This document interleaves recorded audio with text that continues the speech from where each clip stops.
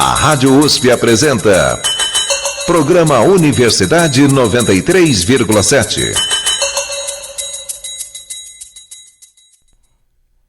Olá, ouvintes da Rádio USP. Eu sou Mavi Faria e está começando mais um Universidade 93,7.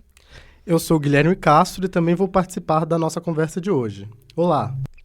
No programa de hoje, conversaremos sobre os impactos da verticalização na cidade de São Paulo. Para te explicar um pouco, ouvinte, o termo verticalização é usado para explicar o aumento de prédios altos em uma região. O fenômeno está ligado à urbanização, ou seja, a mudança da paisagem da cidade, que passa a crescer para cima em vez de expandir para os lados. Para nosso debate, contamos com a presença de Fraia Freze, professora do Departamento de Sociologia da USP e coordenadora do Núcleo de Estudos e Pesquisas em Sociologia do Espaço e do Tempo. Além disso, ela pesquisa a relação entre a sociedade e a urbanização e é autora do livro O da Rua, o Transeunte e o Advento da Modernidade em São Paulo, onde investiga o surgimento do urbano. Contamos também com a presença do arquiteto e urbanista Nabil Bonduki. Ele foi relator do Plano Diretor Estratégico de São Paulo, que é uma lei municipal de 2014 que orienta o crescimento urbano da região. E, por último, temos aqui o professor Paulo Valentino Bruna, orientador de pós-graduação da Faculdade de Arquitetura e Urbanismo da USP. Em 1973, publicou seu doutorado Arquitetura, Industrialização e Desenvolvimento. Hoje, Paulo Bruna está aqui conosco para contribuir com a nossa conversa sobre o tema.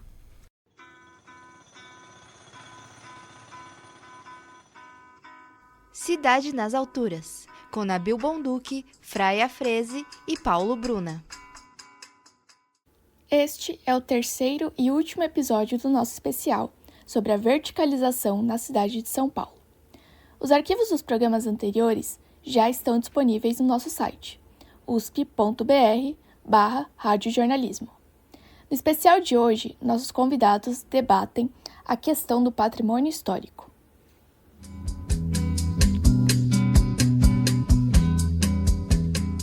Muito obrigado, convidados, pela sua presença. Neste bloco, iremos tratar das influências e impactos da verticalização na preservação de prédios históricos e de seus ecossistemas culturais. A arquiteta especialista em planejamento urbano, Deine Costa, vai nos ajudar com isso. Confira agora a discussão na reportagem de Guilherme Castro. As diretrizes do Plano Diretor de São Paulo, lei municipal que orienta o crescimento e o desenvolvimento urbano do município, retornaram à opinião pública em 2023, ano da revisão do plano, em razão de um projeto de verticalização generalizada da capital paulistana. Esse processo pode colocar em risco bairros históricos da cidade, compostos de casas centenárias e construções de cunho social, como teatros e cinemas, e é o que tem chamado a atenção de entidades políticas e estudiosos da área de planejamento urbano. A construção de prédios cada vez mais altos não é nova, mas há um diferencial dessa vez: o aumento no raio de expansão desses imóveis, que agora contempla 700 metros, e a maior incidência de edificações nos miolos dos bairros, regiões que concentram, em sua maioria, casas e não prédios. Mas não se engane, a verticalização não é, por si só, ruim à sociedade. Com um bom planejamento e envolvimento do poder público, mudanças no modo de construir a cidade podem garantir mais qualidade de vida, acesso à infraestrutura, a serviços públicos, melhoria na mobilidade urbana e refreamento da evasão da população mais pobre às periferias. A especulação imobiliária, nesse sentido, é o verdadeiro problema. De acordo com a arquiteta, urbanista e especialista em planejamento urbano Deine Costa, afiliada ao Laboratório Espaço Público e Direito à Cidade, LabCidade, da USP, o plano diretor instiga a construção de habitações que tenham interesse social, que atendam a população, mas isso não acontece. Tem mostrado uma população tão alta. E aí eu queria pontuar algumas coisas que têm acontecido dentro dessa verticalização, dessa especulação imobiliária, dentro do mercado imobiliário de São Paulo. Uma das coisas é exatamente essa produção habitacional que não atende a população. Então, dentro do LabCidade, a gente tem uma produção de pesquisa mostrando as fake HIS. HIS é a habitação de interesse social. E uma das medidas do Plano Diretor de 2014 foi incentivar o mercado imobiliário a produzir habitação de interesse social. Só que como uma forma de ter um maior potencial construtivo. Então, se você implanta HIS ou HMP, que é habitação de mercado popular, você tem um maior potencial construtivo, que é o coeficiente de aproveitamento maior. Então, o empreendimento ele é mais rentável, porque você consegue produzir mais unidades, ter um metro quadrado construtivo maior e ter uma venda maior, um lucro maior a partir desse empreendimento. E o problema dessas fake HIS é que estão sendo produzidos, realmente, o mercado imobiliário produziu muita habitação de interesse social, mas essa habitação ela não é de fato para a população. Um exemplo para ilustrar bem a questão é a batalha travada pelo Teatro Oficina de São Paulo contra o Grupo Silvio Santos. Inaugurado em 1961, na rua Jaceguaí, no Bexiga, bairro conhecido por suas tradicionais e históricas construções, o teatro tem sido frente de resistência às investidas do Grupo de Cenoura Bravanel para transformar a região em um reduto de torres residenciais. Com mais de 11 mil metros quadrados ao seu dispor, o grupo pode descaracterizar a região e influenciar no modo de vida do bairro e de seus espaços de cultura e convivência, construindo prédios nos lugares dos edifícios já existentes e funcionais dentro do contexto da área. O Teatro Oficina, embora seja tombado como patrimônio histórico, ou seja, não está sujeito a demolição ou alterações drásticas, regularmente entra em disputas jurídicas para competir sobre a modificação do bairro. E a moradia também é afetada, não só os espaços de cultura. A especulação imobiliária, que busca elevar os preços dos imóveis de acordo com a localização, especialmente no centro de São Paulo, faz com que alguns apartamentos fiquem anos sem moradores. O censo 2022 do IBGE destaca, por exemplo, que a capital paulistana tem cerca de 590 mil imóveis vazios. Dene elucida o quadro. Esses prédios eles são normalmente ocupados por movimentos de moradia, que é uma ocupação legítima e está fazendo um uso social de fato daquele prédio que está parado há anos, com dívidas imensas e precisa de um uso de fato. Eles colocam luz a esse problema habitacional, esse problema de ociosidade dos imóveis. E aí esse é um problema é um pouco ideologia dentro do poder público, assim, depende muito de gestão para gestão, como que cada gestão lida com esse problema, mas o ideal seria não vamos demolir esse prédio, vamos revitalizar, vamos produzir, de fato, uma habitação para a população que precisa. A verticalização precisa estar apartada da especulação imobiliária, para só assim poder garantir seguridade aos bairros e prédios que ajudam a contar a história de São Paulo, conforme conferimos na reportagem.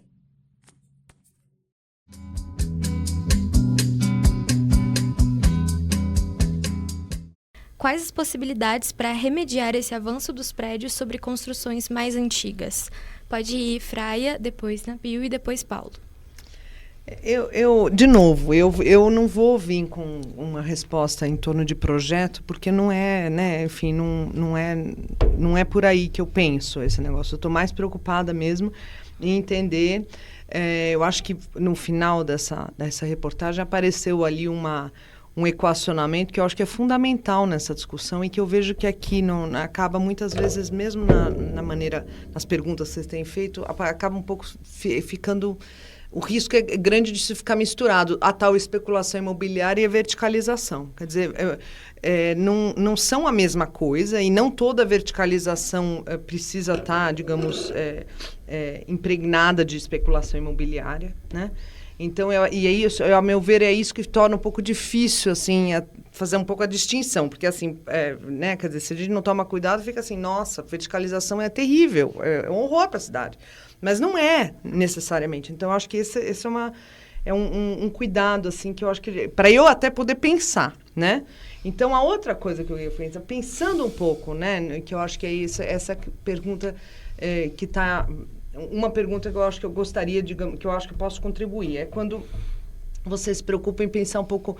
Bom, essa verticalização, do jeito que ela tem acontecido, tá? Aqui. Então, eu estou mais preocupada com o que tem acontecido do que com o que pode acontecer, certo? A verticalização que tem acontecido aqui, como ela impacta, né? Digamos, que impactos sociais ela pode ter. E aí eu estou muito preocupada com os espaços em que ela acontece. do jeito que ela acontece. Então, o que nós temos visto, do jeito que a verticalização tem acontecido aqui, não vou nem falar se é por causa da especulação imobiliária, enfim, o fato é que as formas urbanas que essa verticalização tem assumido nos bairros, tá? Estou tão preocupada com o centro da cidade agora, ela tem sido assim, a gente tem verdadeiros quarteirões tomados por muralhas, hoje em dia, né? Então, a escala do pedestre, de andar nas ruas, nas calçadas e ter uma relação com a moradia e vice-versa, a moradia, por sua vez, mesmo se a gente pega a verticalização em São Paulo, se vocês pegarem o centro da cidade, está cheio disso, né? E a Avenida Paulista também, e Higienópolis também, quer dizer, toda essa verticalização que aconteceu, não essa recente, a gente tem um pouco isso que o professor Nabil falou, quer dizer, os prédios recuados, uma relação com o espaço público, inclusive, né? Não apenas, às vezes, pela presença de comércios, então você tinha as tais galerias, a São Paulo tem muitas galerias no centro da cidade, ou seja, a gente tem comércio nos térreos dos prédios, a gente tem uma relação com o espaço público, então, isso tem a ver com a forma desses prédios, tá vendo? Quer dizer, verticalização, mas assim, de que tipo? Né? Então, aí a gente tem essa verticalização que está acontecendo, que eu acho que é bastante complicada. Eu não estou nem tão preocupada, claro que aqui também a gente tem falado disso, do tamanho, da altura, etc, etc, mas do tipo, quer dizer, você cria verdadeiras fortalezas dentro da cidade. Claro. Quilômetros e quilômetros de quarteirões, o Morumbi está cheio disso. Você anda e você não vê não só uma árvore, mas você não vê um ser humano. Né? E isso impacta também, por exemplo, na questão da segurança, né, pública e tal. Mas também, vocês perguntaram sobre patrimônio, eu gostaria de chamar a atenção, né? Eu até já escrevi sobre isso, sobre o fato de que eu acredito, por exemplo, que o comércio de rua, né, na América Latina, ele integra o nosso... É um patrimônio imaterial, mas né? Então, não apenas a presença das feiras livres, mas, enfim, um pouco essa coisa pequena que acontece, que até hoje, eu sempre escuto, a gente escuta hoje em dia, pleno século XXI, amoladores, aquele assovio do amolador de faca, né? Que está aí, essa figura está aí nas ruas de São Paulo, e não só de São Paulo, de outros lugares do Brasil, desde o período colonial. Então, o que eu estou querendo dizer é que a minha preocupação, né, do ponto de vista do patrimônio, né, também tem a ver com essa vida urbana, né? Com essa vida cotidiana da cidade, que se dá no plano dessa convivência entre as pessoas na rua, na calçada, na relação com o prédio, não só com a casa, mas com o prédio. Já houve outra arquitetura vertical. Então, como vocês veem, eu não estou vindo com solução, eu só venho com as questões. Estou levantando a lebre. Isso é papel do cientista social, é isso. É só levantar a questão, não é responder. Não é dar solução. Olha, bom, primeiro eu concordo com essa ideia, né, de que o comércio de rua, os usos tradicionais, etc., fazem parte do patrimônio. Não sei se a gente pode chamar de patrimônio necessariamente, mas vamos dizer assim, eles precisam ser protegidos, né, porque, né, e nós criamos no plano diretor um instrumento que é a ZPEC APC, que é uma ZPEC que busca exatamente proteger o uso dos imóveis, né? E assim, isso surgiu muito em função da luta pela preservação do Belas Artes, do Cinema Belas Artes. Agora nós tivemos alguns outros lugares, né? Como o anexo do Itaú de Cinema, né? O próprio Itaú de Cinema ali na Augusta. O Teatro Oficina, eu acho que também entra nisso ou não? Não, o Teatro Oficina ele é tombado. A ideia desse instrumento é que você não precisa necessariamente manter o edifício, porque os edifícios onde esses usos estão podem não ter interesse arquitetônico. Você pode, inclusive, verticalizar, mas você tem que manter aquela atividade naquele lugar, né? Ou seja, você pode fazer um prédio e manter a atividade, porque ela faz parte dos lugares da cidade que talvez não paguem o suficiente para permanecer. Então, ou o empreendedor muitas vezes não quer que ele permaneça. Então, eu só queria dizer sobre patrimônio o seguinte, aliás, eu estou escrevendo um artigo sobre isso. O adensamento, ele é compatível com a proteção do patrimônio, certo? Para isso, nós precisamos identificar o patrimônio, tá certo? O plano diretor diz o seguinte, nos eixos, perto do transporte coletivo. Se você tem um imóvel que é uma ZPEC, ou seja, uma zona de proteção cultural, se ele tem uma ZEPAM, que é uma zona de proteção, a ZPEC é cultural, ou ZEPAM ambiental, elas são protegidas do processo de verticalização, certo? Agora, o que tem acontecido é que eu acho que o processo de elaboração, o plano diretor diz, artigo 77, a lei de desocupação do solo vai identificar as áreas que devem ser protegidas do ponto de vista cultural e ambiental, né? E elas serão excluídas dos eixos. Porque o plano diretor é uma visão mais geral da cidade. A lei de desocupação do solo trata quarteirão para quarteirão, certo? Então, isso não foi feito na época. E não foi feito em 10 anos, certo? Então, né, nos últimos 10 anos. Então, essa é a questão, que aí na hora que vem um empreendedor imobiliário e vai comprar uma casa dentro de uma vila, fala assim, eu preciso proteger essa vila. Porque, na verdade, agora, inclusive, né, uma das poucas coisas positivas dessa revisão foi que, né, tem um artigo que protege as vilas como um espaço importante da cidade. Então, você tem que... Quer dizer, o que nós precisamos? Nós temos uma cidade, para finalizar aqui minha intervenção aqui, nós temos uma cidade que tem lugares que são verticais, tem lugares que você tem um adensamento não tão vertical, tem lugares que você tem casas, tem lugares que você tem imóveis tombados ou protegidos, tem lugares que são protegidos, sendo que você pode mudar a edificação, né? Tem os parques, as praças, as áreas livres, ou seja, uma cidade, sobretudo uma cidade com a dimensão de São Paulo, tem que ter toda essa diversidade. E é isso que faz com que a cidade seja interessante para o pedestre, né? Você trabalha com a questão do pedestre, você circula, uma hora você está num lugar, outra hora você está no outro. A cidade toda uniforme, certo? Ela perde o interesse. E você vai aí compatibilizar um maior adensamento para poder atender as pessoas que precisam ser atendidas, porque tem o crescimento habitacional da cidade é grande, apesar da população não crescer tanto, porque as famílias são menores, etc. Então, você atende o crescimento.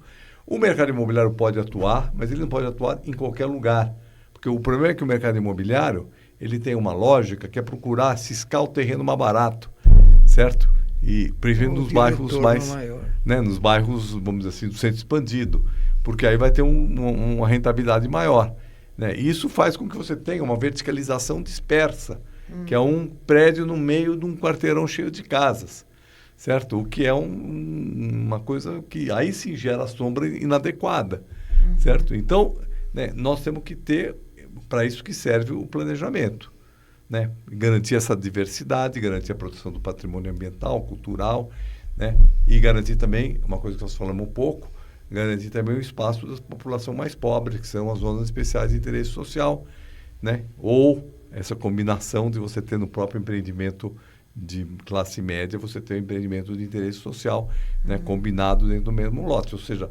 ter essa mistura e essa combinação é positiva para a cidade, né? Então, é um pouco isso que, né, nós precisaríamos fazer. Só que, claro, que os interesses são muito grandes e, às vezes, né, você não consegue viabilizar. E esse é um problema da nossa cidade, né? Que, às vezes, você até aprova a lei, mas depois, na hora de implementar, não implementa. É um problema da política. Né? E aí está a questão da política, porque o urbanismo e a política andam juntos. Exato. É isso. Interessantes os comentários todos, com os quais eu concordo plenamente. Só acrescentaria 2 aspectos. Estamos falando de patrimônio, digamos, a expressão edifício tombado não me parece uma expressão adequada, é uma tradução, uma transposição ruim de um processo português. O correto seria edifícios de interesse histórico. Então, há edifícios históricos no centro da cidade que poderiam perfeitamente ser adaptados, eles permanecem.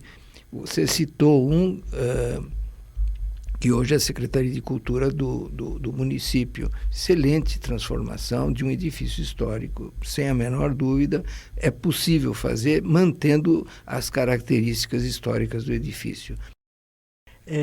Fraia, Paulo e Nabil, muito obrigado. Vocês têm alguma pontuação a fazer sobre esse tema? Algum comentário final? Já falamos muito. Estamos quase no fim do nosso programa, mas antes iremos ouvir uma enquete que fizemos com moradores de diversas regiões de São Paulo sobre como se sentem acerca da verticalização. Vamos conferir.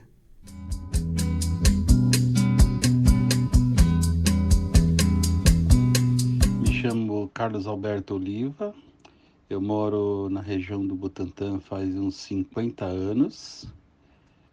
Ultimamente está sendo muito transformado, aparecendo muitos prédios e causando muito trânsito e também em um espaço menor muitas pessoas, e isso também causa muito transtorno na parte de comércio. Na realidade isso são situações inevitáveis, porque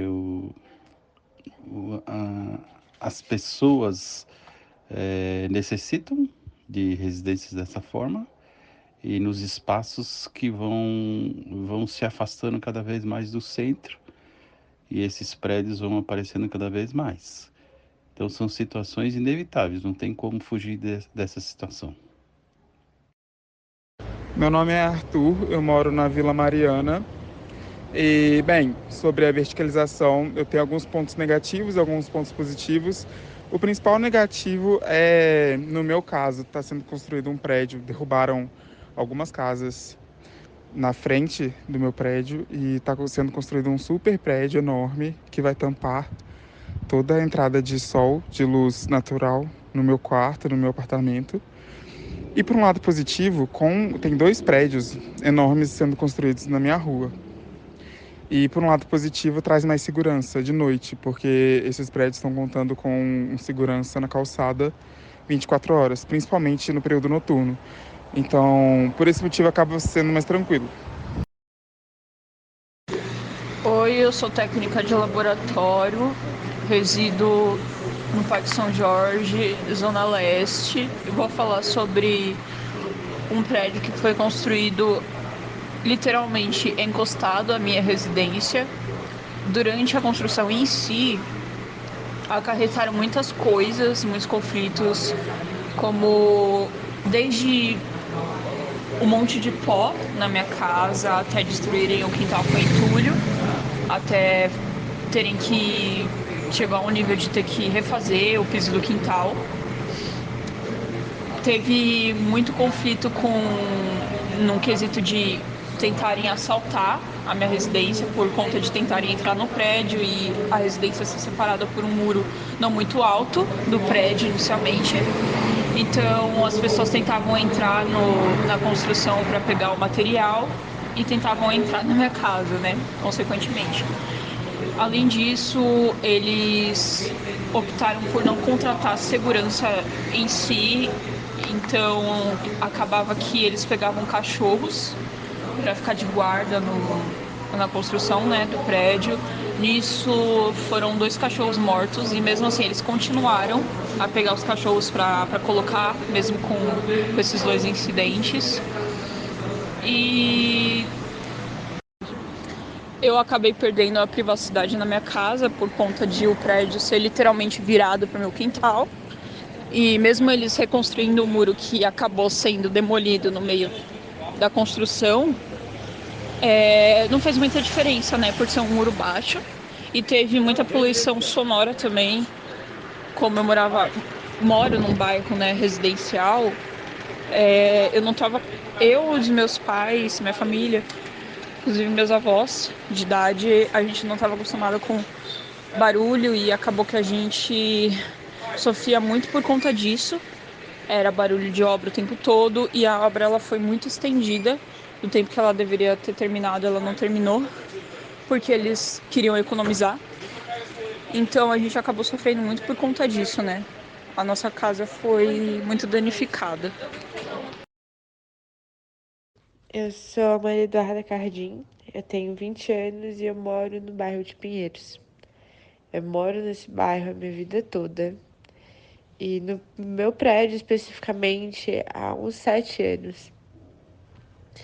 E meu apartamento, ele tem a vista para a rua.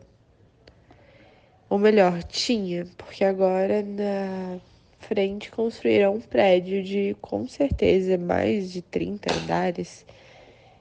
Aqueles prédios enormes, pelo menos com parte de estúdio e depois os apartamentos maiores. Só que onde eu sempre tive a luz do sol, não tem mais. Tirando os barulhos e também, como a gente fala de verticalização, quantidade de pessoas, principalmente com esses prédios que tem estúdio, tudo, cria um outro movimento na rua, que antes sempre foi com mais prédios antigos e até casas que sumiram. Eu perdi completamente a luz solar. Todo esse estilo de vida, entre aspas, mas a melhor parte de uma convivência, o apartamento fica gelado. Enfim, com certeza não sou a favor dessa verticalização, não só pela experiência própria, mas não acho que seja favorável para a cidade, para o estilo de vida de todas as pessoas no geral, né? Eu falo de uma experiência pessoal, mas acaba que é só mais um relato entre outros.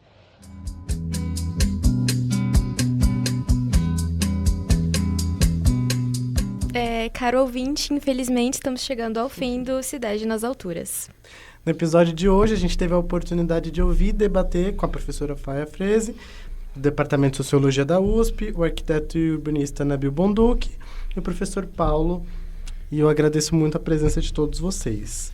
O programa de hoje teve a coordenação de Daniel Varenga e produção de Isabel Vernier e Guilherme Bento. As reportagens foram feitas por Fernando Cardoso, Guilherme Castro e Mavi Faria. Pesquisa foi de Daniel Varenga, Fernando Cardoso, Guilherme Castro e Mavi Faria. E a edição ficou com a Gabriela Lima. Locução e roteiro de Guilherme Castro e Mavi Faria. Você ouviu a música Construção, de autoria do Chico Buarque. Essas canções foram utilizadas para fins didáticos. Você pode encontrar os arquivos do Cidade nas Alturas e de outros programas no site www.usp.br/radiojornalismo. Muito obrigada pela sua atenção e pelo seu tempo. Até a próxima e tenham um ótimo dia.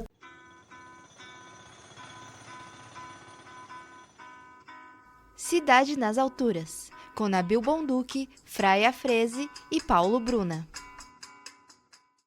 Este é o terceiro e último episódio do nosso especial sobre a verticalização na cidade de São Paulo.